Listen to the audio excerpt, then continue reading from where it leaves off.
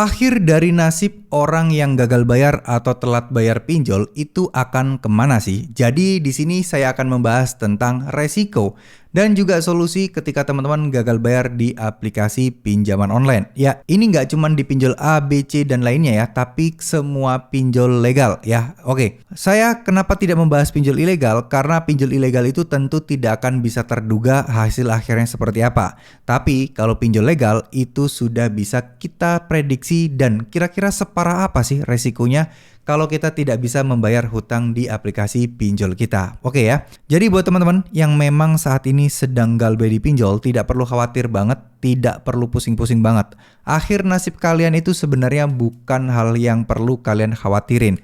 Jadi banyak orang yang sekarang ini galbay pinjol banyak ditakut-takutin, banyak diancam-ancam yang katanya nanti akan dilaporin ke polisi lah, akan masuk penjara lah, akan dianggap sebagai tidak bertanggung jawab lah, akan dianggap juga sebagai membawa kabur orang lain lah, dan lain sebagainya. Dan itu semua adalah bohong dan itu semua adalah hoax. Karena ketika teman-teman galbay pinjol atau mungkin pertama kali mengajukan pinjol, berarti ini sudah dari awal adalah urusan perdata. Ya, jadi polisi tidak akan berhak ngapa-ngapain. Nah, gimana akhirnya? Kira-kira kalau dibiarin terus itu sampai apa? Di sini saya ingin menjelaskan ada beberapa kemungkinan. Yang pertama, yaitu utang kalian akan dianggap otomatis lunas. Namun ini hanyalah semacam kayak kemungkinan kecil sekali. Ya, kalau misalnya kalian tiba-tiba lunas, nah itu biasanya pinjolnya berbaik hati menganggap utang kalian lunas karena sulit banget untuk ditagih. Itu bisa jadi. Tapi hal ini tidak terjadi di semua orang ya. Sekali lagi,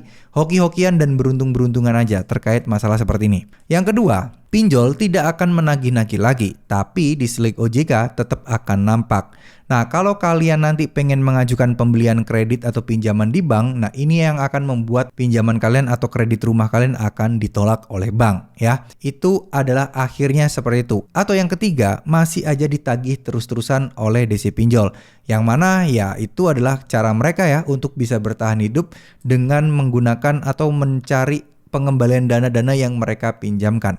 Karena jujur aja, mungkin banyak sebagian pinjol juga nggak sekuat pinjol-pinjol besar ya. Secara perekonomian, mereka mungkin bisa jadi cuman pinjol kecil, tapi banyak yang galbay itu kan sama aja kayak membuat pinjol tersebut akan cepat bangkrut ya. Gimana enggak? Duit udah disebar-sebarin, belum ada keuntungan, orang-orang pada nggak bayar. Gimana nggak bangkrut itu pinjol teman-teman ya. Kalau pinjol besar masih enak, dia punya grup besar, jadi mereka bisa kayak tambal sulam gitu untuk permodalan, bisa masih saling meminjami uang dari satu dengan yang lainnya. Nah, sekarang kalau misalnya yang paling memungkinkan terjadi di mana? Yang paling memungkinkan yang terjadi adalah nggak ditagih-tagih lagi, tapi tetap masuk ke Slick OJK ya.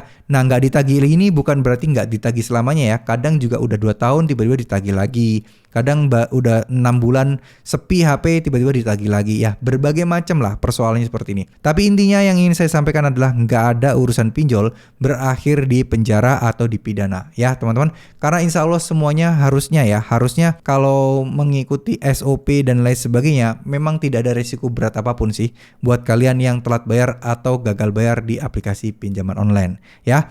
Tetap semangat buat yang saat ini mau galbay, lagi galbay, atau sudah lama galbay.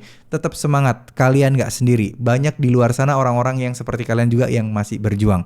Intinya nggak perlu takut terhadap DC lapangan pinjol, nggak perlu takut dengan DC yang menelpon kalian, dan nggak perlu terlalu menghiraukan ancaman-ancaman yang mereka lakukan. Karena itu belum tentu terjadi. Ya, jadi semoga video ini bisa bermanfaat. Kalau yang punya utang, harapan saya semoga teman-teman bisa melunasinya, diberikan banyak kemudahan dan kelancaran rezeki, biar bisa membayar hutang-hutang kalian dan kalian bisa bebas dengan hutang pinjaman online. Terima kasih. Wassalamualaikum warahmatullahi wabarakatuh.